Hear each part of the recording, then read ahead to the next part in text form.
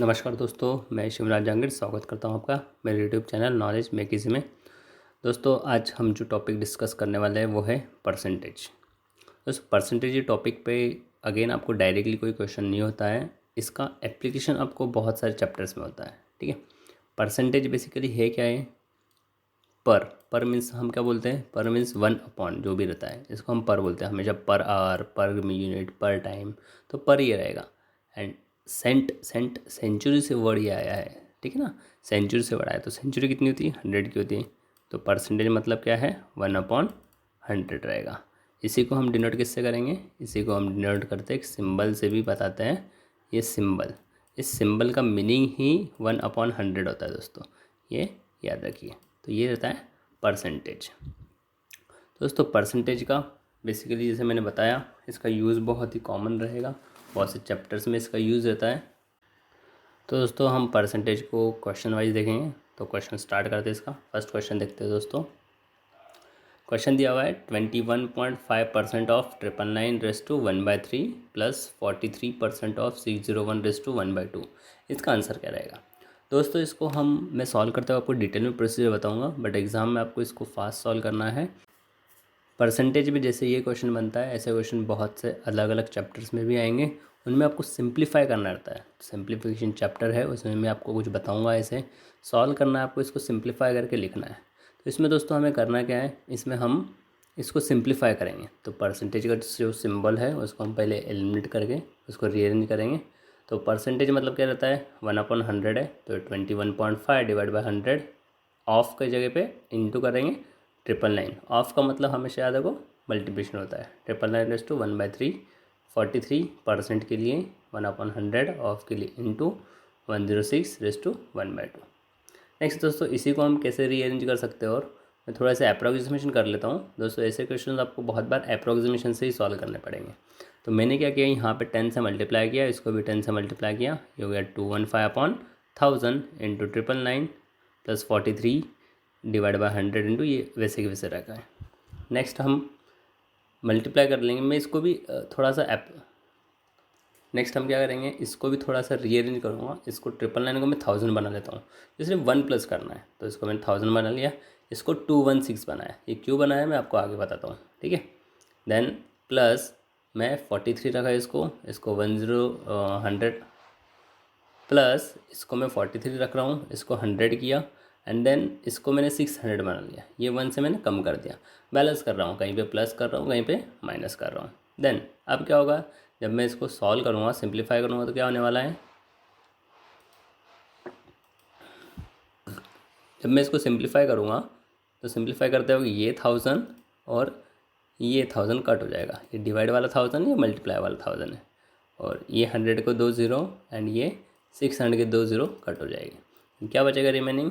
216 का cube plus 43 into 6 का cube. इसको सिंप्लीफाई कर लेंगे तो 216 और ये 258 आता है। तो दोस्तों 258 को भी मैं थोड़ा सा कम कर लूँगा, इसको मैं 256 बनाऊँगा, क्योंकि मुझे यहाँ पे क्यूब रूट लेना है और यहाँ पे मुझे रूट लेना है। तो क्यूब रूट लिखूँगा 216 का, और 256 का स्क्वायर रूट लूँगा। तो 216 का क्यूब रूट मैं एग्जैक्ट निकाल सकता हूँ, जो आता है 6, और स्क्वायर रूट 256 का 16, तो इनकी एडिशन होती है 22। तो ये मेरा आंसर बनता है। अगर आप इसको चेक करोगे एग्जैक्ट कैलसी में, तो आपको आंसर 22 ही मिले। नेक्स्ट सेकंड क्वेश्चन देखते हैं दोस्तों। 2 students Varun and Dhawan, Varun Dhawan 2 student है, ठीक है, एक नहीं है, वरुण धवन नहीं है, ठीक है। Varun and Dhawan appeared at an examination. One of them secured 9 marks more than the another, and his marks were 56% of the sum of their marks. ठीक है, तो उनकी जो मार्क्स की सम है उसके 56% उसके मार्क्स हैं। The marks obtain by them are, तो उनको कितने मार्क्स मिले। हम पहले लिख लेते हैं, कुछ एजम्पशन कर लेते हैं। ये वी और डी है, वरुण एंड धवन, ठीक है। अगर एक को 56% ऑफ द टोटल मिला है, तो दूसरे को 44% मिलेगा। देखो क्या है, his marks were 56% of the sum of their marks. Sum of their marks, suppose मैंने 100 ले लिया, तो इसको कितना मिलेगा, इसको 56% मिल रहा है उसका, और इसको 44% मिलेगा। मैंने एक को कोई भी एक पकड़ लो, आप वरुण धवन एक्सचेंज कर लो, कोई दिक्कत नहीं आएगी। नेक्स्ट क्या करना है मुझे, due to the difference of 9 marks, क्यों क्या है यहाँ पे, देखो यहाँ पे कितना डिफरेंस आ रहा है, 12% का डिफरेंस आ रहा है। तो ये 12% की डिफरेंस की वजह से वरुण को 9 मार्क्स ज़्यादा मिल रहे हैं, ये मुझे यहाँ से क्लियर होता है, ठीक है ना। One of them secure 9 marks more than the other, तो 9 मार्क्स ज़्यादा है किसकी वजह से, 12% के डिफरेंस की वजह से। तो दोस्तों देखो ये सॉल्व कैसे करेंगे, 9 मार्क्स मोर है 12% के डिफरेंस की वजह से, मुझे कितना निकालना है, मुझे वन ऑफ देम मीन्स 56% के वजह से कितना डिफरेंस आएगा वो देखना है। तो 9 मार्क्स है जो कि 12% बनाते हैं, तो x मार्क्स जो है वो 56% बनाएंगे, तो इसका आंसर क्या आता है, x इक्वल टू 42 मार्क्स। तो एक को 42 मार्क्स मिले हैं। देन दूसरे को कितने मिलेंगे, दूसरे को भी सेम, हम x इक्वल्स टू 44% था तो वो यूज़ कर लिया, इक्वल टू 33 मार्क्स। तो एक जो है पर्सन उसको 42 मार्क्स मिल रहे हैं और एक को 33 मार्क्स मिल रहे हैं। Next, Mohan salary is 10% more than that of Sohan, then how much percent is Sohan salary less than the Mohan. दोस्तों इसका 90% ऑफ द स्टूडेंट आंसर करते हैं 10%, कि उसकी 10% ज़्यादा है तो उसके उससे 10% कम रहेगी, ऐसा ही हम कंसिडर करते हैं। बट दोस्तों ये वैसा क्वेश्चन नहीं है, थोड़ा सा क्वेश्चन अलग है, इसको समझिए अच्छे से। ये बेसिक क्वेश्चन में बहुत बार एग्जाम में आता है, इन्फिनिट टाइम बहुत से एग्जाम्स में आया हुआ है दोस्तों। और कुछ मेथड्स भी मैं बता रहा हूँ इसमें साथ ही साथ में। अगर आपको मेथड पसंद आती है तो चैनल को लाइक कीजिए, सब्सक्राइब कीजिए और दोस्तों के साथ शेयर कीजिए। तो मेथड देख लेते हैं हम लोग। Mohan salary is 10% more then the Sohan, तो मोहन की सैलरी 10% ज़्यादा है सोहन से, इसका मतलब मोहन की सैलरी 110% है। तो हम यहाँ पे कुछ कंसिडर कर लेंगे। इफ़ सोहन सैलरी इज़ ₹100, मैंने सोहन की सैलरी 100 एज्यूम कर ली। जब भी आप ऐसे कुछ क्वेश्चन सॉल्व करोगे परसेंटेज के या फिर सैलरीज के, तो 100 एज्यूम करो, बेसिक रहेगा, ठीक है। इससे सारे आपको आंसर मिल जाएंगे। तो सोहन की सैलरी अगर 100 रुपये है तो मोहन की सैलरी कितनी आएगी, 110 रुपये हो जाएगी मोहन की सैलरी। मोहन सैलरी इज़ 10% है, ये 100 का कैंसिल हो जाएगा, 110 रुपये आ जाएगी, ठीक है। क्योंकि मोहन की सैलरी 10% ज़्यादा है सोहन से। नेक्स्ट अब क्या करना है मुझे, now the Sohan salary is X% less than the Mohan, Sohan की मोहन से कितने कम है, X% कम आएगी। दोस्तों अगर हम अमाउंट की बात करेंगे तो सोहन की मोहन से 10 रुपये ही कम आने वाली है, ठीक है, और मोहन की सोहन से 10 रुपये ही ज़्यादा थी। बट परसेंटेज लेते वक्त चीज़ें बदल जाती है, कैसे देखो। देन x इक्वल टू कितना आएगा, यहाँ पे 10%, 10 ज़्यादा मिल रहा है, 10 रुपीज़ ज़्यादा मिल रहा है। बट अब रेफरेंस किसका लोगे, हम रेफरेंस लेंगे मोहन के साथ, ठीक है ना। पिछली बार सोहन के साथ कंपेयर कर रहे थे कि सोहन से कितनी है, अब मोहन से कितनी है। तो जिसका भी रेफरेंस यूज़ करोगे उसको डिवाइड में लगाओ, शॉर्टकट याद रखो, जिसका भी रेफरेंस लेंगे उसको हम बेस में लगाएंगे। इसको बेस में लगा दिया इंटू 100% के लिए, मैं इसको सिंप्लीफाई करूँगा तो 100/11 आता है, इट मीन्स 9.09%। दोस्तों याद रखिए यहाँ पे नेगेटिव मिलता था आपको आंसर, है ना। नेगेटिव मिला मतलब क्या है, ये लेस आता था, मीन्स माइनस कम, तो उसने ऑलरेडी लेस पूछा है इसलिए मैंने इसका आंसर पॉजिटिव लिखा। तो आंसर क्या बनता है, Mohan salary is 10% Mohan than Sohan and Sohan salary is 9.9% less than Mohan, ठीक है। तो ये याद रखिए। फोर्थ क्वेश्चन स्टार्ट करते हैं दोस्तों। If the price of sugar is increase by 25%, अगर शुगर की प्राइस 25% इंक्रीज़ कर दी, then the find how much percent its consumption भी रिड्यूस, तो कंजम्पशन कितना कम करना पड़ेगा, so as not to increase the expenditure. But expenditure नहीं बढ़ना चाहिए, मीन्स खर्चा उतना ही रहना चाहिए। कोई सपोज लो मैंने शुगर ली है, ठीक है, शुगर समथिंग रुपीज़ कुछ kg है और समथिंग कुछ उसका कंजम्पशन है, देन टोटल जो अमाउंट मुझे कॉस्ट लगती है वो कॉस्ट वही कांस्टेंट रहेगी, जस्ट प्राइस इंक्रीज हो जाएगी तो मेरा कंजम्पशन ऑटोमेटिक क्या हो जाएगा, कम हो जाएगा। तो दोस्तों इसके लिए हम लिख लेते हैं, ठीक है। तो जैसे ही हम ये दोस्तों इसके लिए हम लिख लेते हैं कैसे लिखना है। तो मैंने लिख लिया कि कंजम्पशन, प्राइस एंड एक्सपेंडिचर। जैसे जैसे मेरा कंजम्पशन अगर बढ़ेगा तो प्राइस मेरी कम करनी पड़ेगी, क्योंकि एक्सपेंडिचर मुझे कांस्टेंट रखना है, एक्सपेंडिचर चेंज नहीं करना है, ठीक है। देन अगर मुझे प्राइस बढ़ानी है, प्राइस अगर बढ़ रही है तो कंजम्पशन क्या होगा, ऑटोमेटिक कम हो जाएगा। तो मैं लिख लेता हूँ, मैं कंसिडर करता हूँ, पहले एजम्पशन करता हूँ कि शुगर की प्राइस क्या रही है एंड कंजम्पशन क्या रहेगा। तो सपोज मैं पहले कंसिडर करता हूँ कि शुगर मैं कंज्यूम कर रहा था 100 kg एंड प्राइस भी थी 100 रुपीज़, देन एक्सपेंडिचर कितना आ जाएगा 10,000 रुपीज़। तो ये ओरिजिनल था कि पहले मेरा कंजम्पशन 100 kg शुगर का था एंड 100 kg में से वो 100 रुपये पर kg थी, तो टोटल एक्सपेंडिचर मुझे 10,000 रुपये लग रहे थे। बट अब क्या हुआ, प्राइस जो है वो इंक्रीज़ हो गई 25% से, तो प्राइस 25% इंक्रीज़ होगी मतलब कितना हो जाएगी, 125% होगी। तो 100 का 125% कितना होता है, इट इज़ 125 होता है। बट मेरा एक कंजम्पशन कम होने वाला है, प्राइस बढ़ जाएगी और एक्सपेंडिचर कांस्टेंट रहेगा। तो मैंने जो चेंज है जो चेंज है उसमें मैंने कंजम्पशन लिख लिया कि एक्स है, प्राइस मेरी 125 रुपीज़ कर दी, एक्सपेंडिचर 10,000 कांस्टेंट है, तो यहाँ से मैं एक्स की वैल्यू निकालूंगा। तो एक्स इक्वल टू क्या आता है 10,000 डिवाइड बाय 125 दैट इज़ 80। तो मेरा कंजम्पशन कितना हो जाएगा 80 kg हो जाएगा। देन उसने पूछा है how much % is the consumption be reduce. तो कितना रिड्यूस हो रहा है कंजम्पशन, अगर मैं देखूँ पहले मेरा कितना था 100 था, अब मेरा 80 हो गया है, मीन्स 20 कम हो रहा है। तो 20 कम हो रहा है तो कितना परसेंट कम होगा, परसेंट रिडक्शन कितना हो गया 20 कम हो रहा है। 20 कितने पे कम हो रहा है, बट मेरा 20 kg कम हुआ कितने पे 100 kg पे जो है मेरा 20 kg कम हो रहा था। इनटू मुझे इसको परसेंट निकालता हूँ मैं 100 से इसको मल्टीप्लाई कर दूँगा, तो ये कैंसिल और ये कैंसिल, तो आंसर क्या आ जाएगा, आंसर आएगा 20%। तो मेरा कंजम्पशन कितना हो जाता है 20% रिड्यूस होता है, माइनस होता है, कम हो रहा है, यहाँ से यहाँ पे जो है कम हो रहा है। पहले 100 था अब वो 80 हो गया है, यहाँ पे 80 kg हो गया है, तो कंजम्पशन मेरा 20 से कम हो गया है, 20% कम हो रहा है। ठीक है, क्वेश्चन नंबर 5 देखते हैं। 2 shopkeepers sell an item of a similar brand. 2 shopkeeper है, एक ही ब्रांड के आइटम्स वो सेल करते हैं and type at the same type के सेल करते हैं।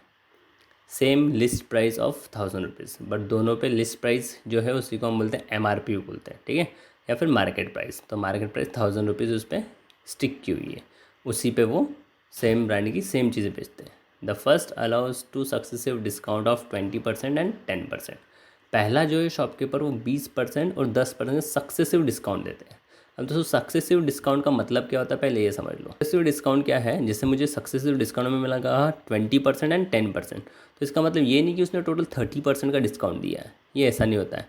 सपोज़ 20% का डिस्काउंट है, हमने कंसिडर किया कि पहले वो जो कॉमोडिटी थी वो 100 रुपीज़ की थी, अब डिस्काउंट देना है तो ये मार्केट प्राइस है दोस्तों, याद रखना, ठीक है।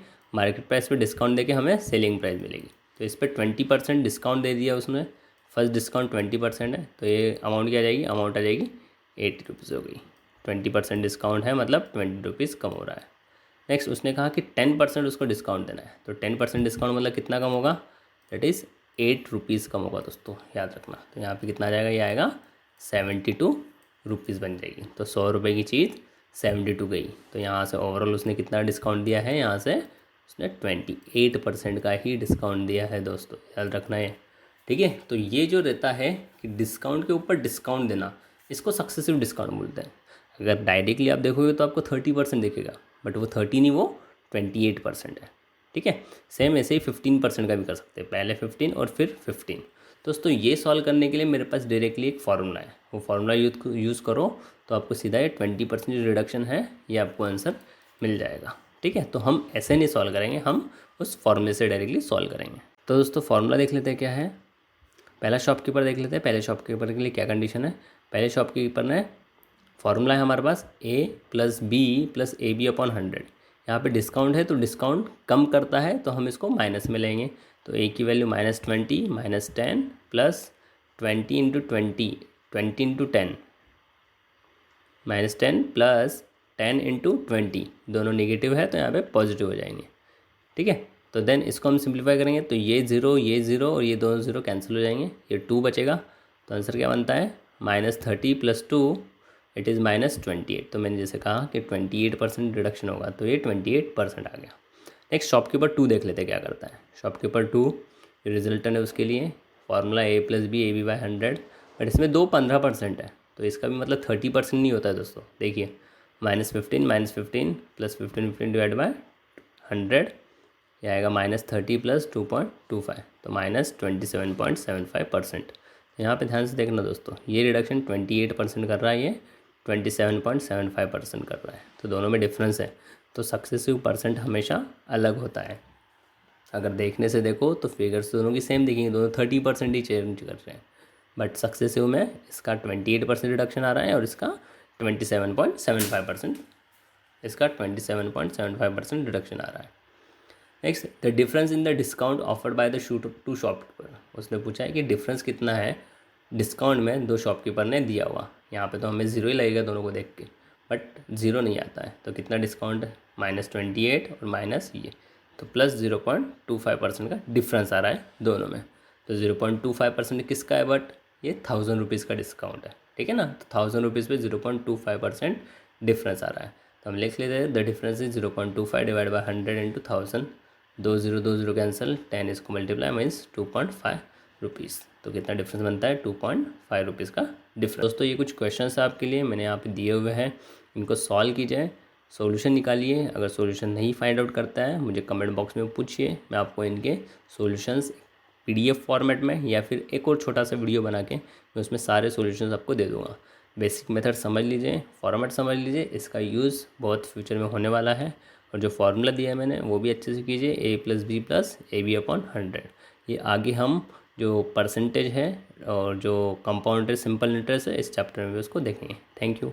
दोस्तों हमारे लास्ट सेशन में मैंने लॉजिकल क्वेश्चन नंबर 2 पूछा था। In a family has several childrens, each boy has as many as sister as brother, but each girl has twice as many as brother as sister. तो इसका answer था there is 4 boys and 3 girls, means total 7 childrens रहेंगे, ठीक है। 7 children आए, 4 boy है, 3 girl है।